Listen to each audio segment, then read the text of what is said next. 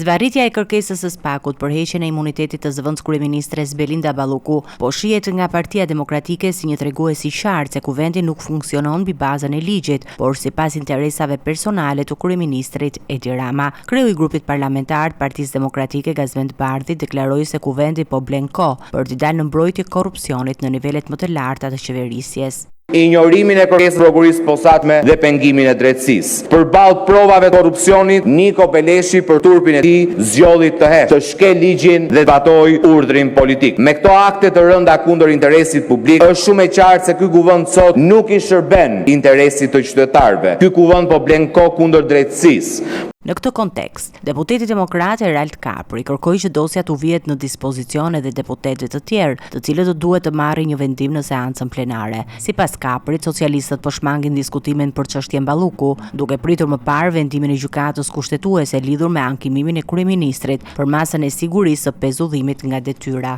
Heqjen e imunitetit të Sonjës Balluku, edhe pjesa tjetër zoti kryetar është, ju lutem shumë, na bëni transparencë dosjen që ka sjell prokuroria, ka sjell për 140 deputetët, ne kemi bërë një kërkesë për ta marrë atë dosje, jemi të gatshëm të nënshkruajmë për sekretin hetimor të asaj dosje. Këto reagime vijnë një ditë para mbledhjes së deputetëve, prokurorëve të SPAK-ut dhe avokatit të mbrojtjes të Belinda Ballukut, ku pritet të diskutohet dosja voluminoze për rreth 16.000 faqesh, mbi bazën e së cilës prokuroria e posaçme ka kërkuar arrestimin e numrit 2 të qeverisë.